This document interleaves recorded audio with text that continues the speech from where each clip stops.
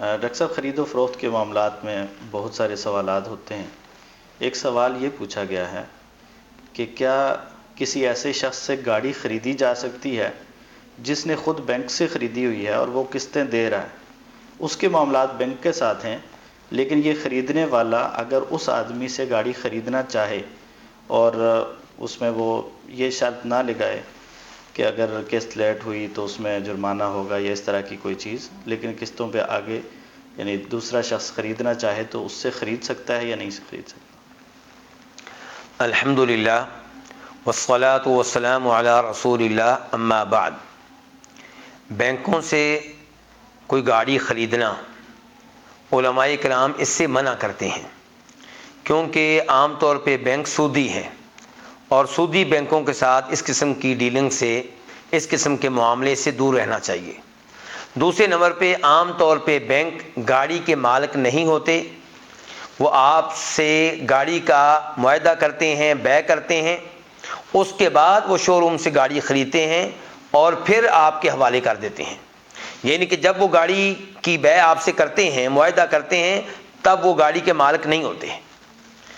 تو اور بھی کئی مفاسد ہیں، اس لیے بینکوں کے ساتھ اس قسم کی بیع سے گریز کرنا چاہیے، بچنا چاہیے۔ آپ کا سوال یہ ہے کہ کسی آدمی نے بینک سے گاڑی خریدی ہے اور کوئی دوسرا آدمی اس آدمی سے یہ گاڑی خریدنا چاہتا ہے تو کیا یہ جائز ہے؟ تو حلال و حرام کے لحاظ سے اس میں کوئی حرج نہیں ہے، کیونکہ یہ جو آدمی اس پہلے آدمی سے گاڑی خریدے گا یہ کسی شرعی امر کی خلاف ورزی نہیں کرے گا۔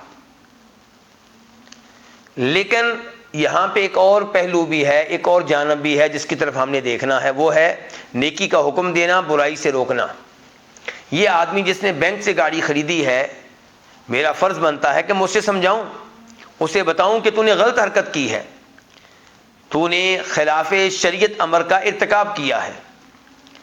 تو اگر ایسا آدمی توبہ کرتا ہے اور کہتا ہے کہ آئندہ میں ایسی حرکت نہیں کروں گا، تو اس سے یہ گاڑی خریدنے میں کوئی حرج نہیں ہے، جبکہ آپ کے معاہدے میں کوئی ایسی چیز نہ ہو جو خلاف شریعت ہو۔ لیکن اگر اس آدمی کی یہ روٹین ہے کہ بینک سے گاڑی خریدتا ہے، پھر آپ کو بیچ دی، دوسری گاڑی مجھے بیچ دی، تیسری کسی اور کو بیچ دی، تو پھر ایسے آدمی کے ساتھ اس قسم کی بیع سے گریز کرنا چاہیے، کیونکہ ہم نے اسے برائی سے منع کرنا ہے، برائی سے روکنا ہے، نہ یہ کہ برائی کے معاملے میں ہم اس سے تعاون کریں۔ اللہ تعالی ہمیں حلال و حرام کی تمیز کرنے کی توفیق عنایت فرمائے۔ وآخر دعوانا الحمد للہ رب العالمین۔